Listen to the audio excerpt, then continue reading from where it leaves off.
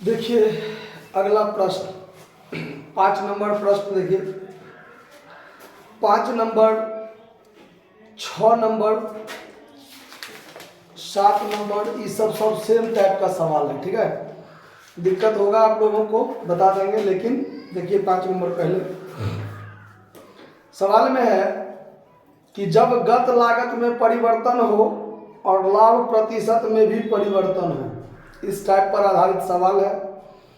सवाल में trading and PL account दिया हुआ है, जिसमें cost of material, cost of उसका direct wages, manufacturing cost, management and staff salary, rent, rates, insurance. तो ऊपर में ट्रेडिंग है और नीचे पीएल का आइटम है ना। तो ट्रेडिंग अकाउंट में ये कॉस्ट ऑफ मटेरियल और वेजेज ये प्राइम कॉस्ट में जाएगा, मैन्युफैक्चरिंग कॉस्ट फैक्ट्री ओवरहेड में जाएगा, management and staff salary, rent, rates and insurance, और इधर जनरल एक्सपेंस देख लीजिए। ये 3 गो आपको ऑफिस ओवरहेड के आइटम है और सेलिंग एक्सपेंस ये सेलिंग ओवरहेड का आइटम है। क्लियर? तो इतना के आधार पर आपका ये जो है वो 1000 साइकिल का स्टेटमेंट ऑफ कॉस्ट पहले बना लेना है। उसके बाद इसी आधार पर आपको कहता है कि यदि उत्पादन का बिक्री 1200 साइकिल हो तो उसका निविदा मूल्य क्या होगा। ठीक है, यानी टेंडर प्राइस क्या होगा ये पूछ रहा होगा। ठीक है, उसके बाद सवाल में है कि सामग्री के मूल्य में गत वर्ष की अपेक्षा 20% बढ़ेगा, पारिश्रमिक 5% बढ़ेगा। तो देखिए सामग्री और पारिश्रमिक जो है ना ये पर यूनिट बढ़ता घटता है। पर यूनिट के आधार पर ज्यादा बनाएंगे तो ज्यादा खर्चा, कम बनाएंगे कम खर्चा। तो ये तो पर यूनिट पहले निकालना है, बाद में वृद्धि या कमी करना है, वो बाद में वृद्धि कमी करना होगा। निर्माण व्यय सामग्री और पारिश्रमिक के संयुक्त लागत के अनुपात में। तो सामग्री और पारिश्रमिक का संयुक्त लागत क्या होता है? Prime cost. तो पिछला स्टेटमेंट ऑफ कॉस्ट में फैक्ट्री ओवरहेड यानी निर्माणी व्यय प्राइम कॉस्ट का जितना भाग होगा ना, जितना प्रतिशत होगा उतना ही टेंडर प्राइस में हमको जोड़ना है। बिक्री व्यय प्रति इकाई अपरिवर्तित रहेगा। प्रति इकाई का मतलब हो गया कि अगर आउटपुट बढ़ता घटता है तो उसमें वृद्धि कमी होगा। ठीक है, तो प्रति इकाई अपरिवर्तित मतलब 1 यूनिट पर जितना दाम है ना उसके हिसाब से आपको उसमें कोई बदलाव नहीं होगा, 1 यूनिट में बदलाव नहीं होगा। लेकिन अब ज्यादा यूनिट बनेगा तो ज्यादा होगा और कम यूनिट बनेगा तो कम खर्चा होगा। तो यानी इसमें आपको पर यूनिट वाला बात निकालना पड़ेगा। और अन्य व्यय उत्पादन बढ़ने से अप्रभावित रहेंगे। अब यहां पर क्या है, अब जिस खर्चा के बारे में ये बात कह दिया कि वो उत्पादन बढ़ने या घटने पर अप्रभावित रहेंगे, मतलब 1000 यूनिट बना है तो जितना खर्चा हुआ, 1200 बनाएंगे तो भी उतना ही खर्चा होगा, उसमें पर यूनिट बढ़ाने घटाने की जरूरत नहीं है।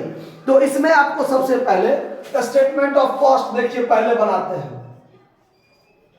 स्टेटमेंट ऑफ कॉस्ट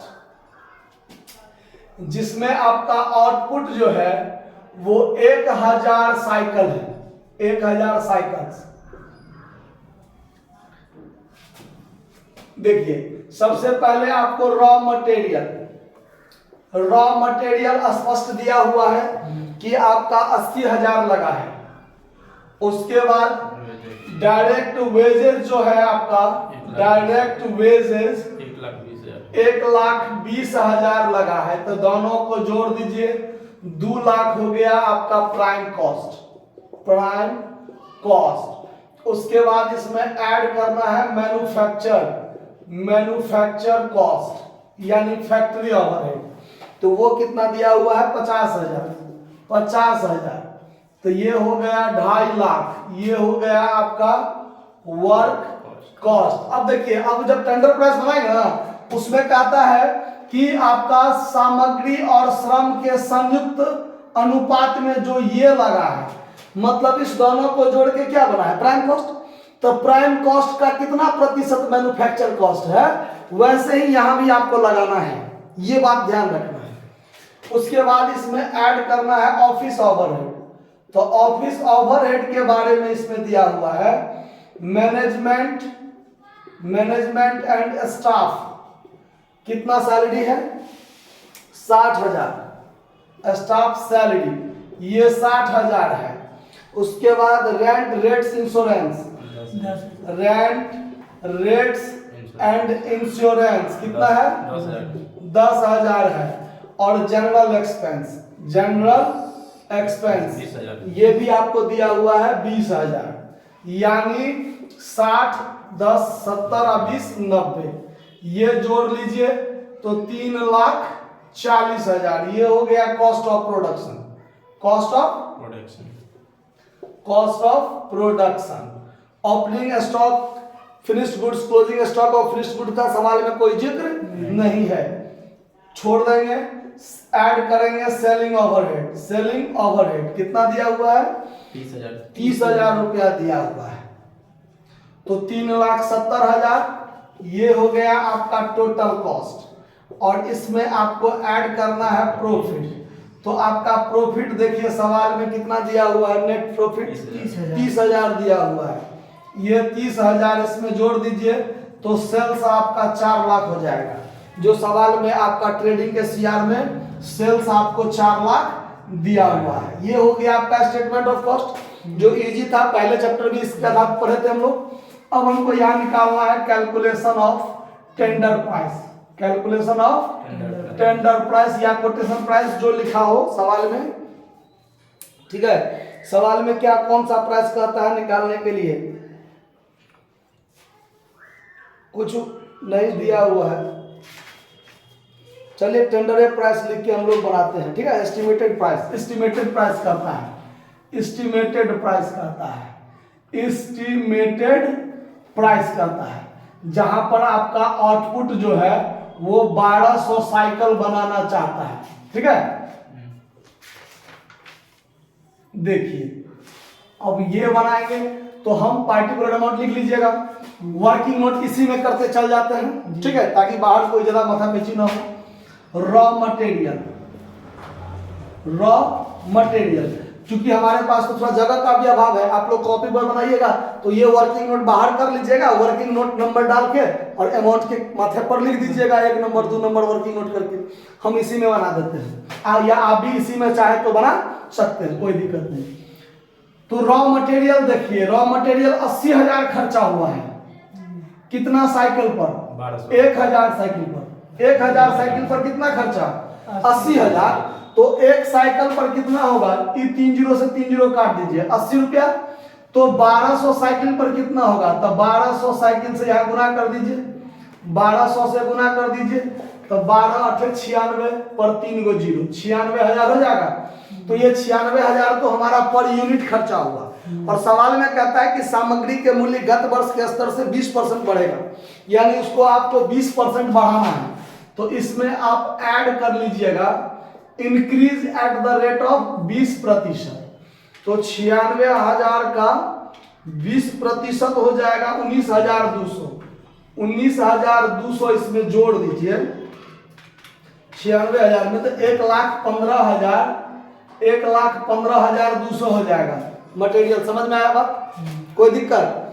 उसके बाद फिर है आपको डायरेक्ट वेजेज, डायरेक्ट वेजेज।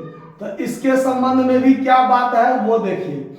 इसके संबंध में है 1,20,000 हमको खर्च हुआ है। कितना पर खर्च हुआ है? 1,000 साइकिल पर। तो एक साइकिल पर कितना? तो 3 0 से 3 0 कट जाएगा। तो 1200 साइकिल पर कितना? तो 1200 साइकिल पर हो जाएगा 12 144 और 2 1 3, 3 गो 0, 1,44,000 हुआ। अब सवाल में कहता है कि पारिश्रमिक 5% से बढ़ेगा। कितना से बढ़ेगा? तो इसमें भी ऐड कर दीजिए increase at the rate of 5%। इसका 5% 7200 हो जाएगा ना। तो 44 और 7 51, 1,51,200 हो जाएगा। कोई दिक्कत? अच्छा, अब ये दोनों जुट जाएगा तो आपका क्या बन जाएगा? ये बन जाएगा प्राइम कॉस्ट। तो 1,51,200 आप प्लस कर दीजिए 1,15,200, जोड़ के हो गया 2,66,400। ये आपका प्राइम कॉस्ट हो गया, ठीक है। अब आगे आपको ऐड करना है इसमें मैन्युफैक्चर मैन्युफैक्चर कॉस्ट। अब ये कहता है सवाल में कि पिछले सवाल के मुताबिक जो 2000 प्राइम कॉस्ट था तो 50,000 मैन्युफैक्चर कॉस्ट लगा था, तो अभी आपका प्राइम कॉस्ट 2,66,400 है, तो उस आधार पर कितना होगा। 3 नंबर पॉइंट 4 नंबर पॉइंट यही कहता है कि निर्माण व्यय सामग्री और पारिश्रमिक के संयुक्त लागत के अनुपात में। यानी बात पर ध्यान दीजिए कि चूंकि ये इसका कितना परसेंट है, यानी percentage of manufacture cost on prime cost, तो ऑन से पहले वाला 50,000 ऊपर, ऑन के बाद वाला 2 लाख नीचे गुने 100, ऐसे ना निकालते हैं। तो 50 चौकाई कटा तो 4 से ये 25%, यानी 25% ऑन प्राइम कॉस्ट। तो यहां भी आपको वही चीज लेना है कि 25% ऑन प्राइम कॉस्ट, यानी ये जो आपका प्राइम कॉस्ट है इसका 25% ही आपको मैन्युफैक्चर कॉस्ट लेना है। तो इसका 25% निकाल दीजिए, 66,600 जोड़ दीजिए, तो ये आपका हो जाएगा वर्क कॉस्ट। ये आपका क्या हो जाएगा, वर्क कॉस्ट। ठीक है, तो वर्क कॉस्ट कितना हो जाएगा, इसमें जोड़ दीजिए 2,66,400, 3,35,000। ठीक है, अब सवाल में आपको ऐड करना है ऑफिस ओवरहेड।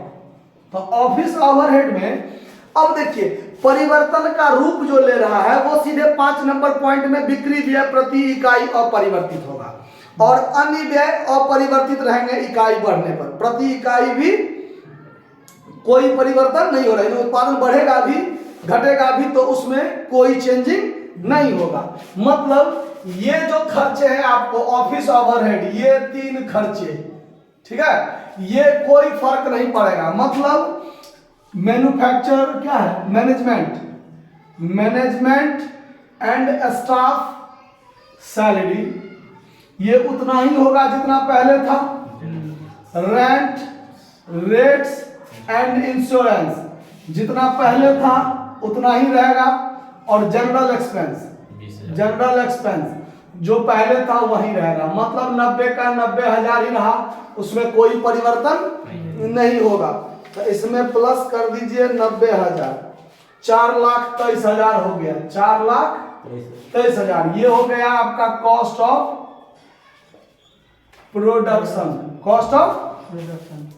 प्रोडक्शन। समझ में आ रहा है बात, कहीं कोई दिक्कत नहीं हो रहा है। अच्छा, अब आगे ध्यान दीजिए, अब आगे क्या करना है, इसमें आपको सेलिंग ओवरहेड जोड़ना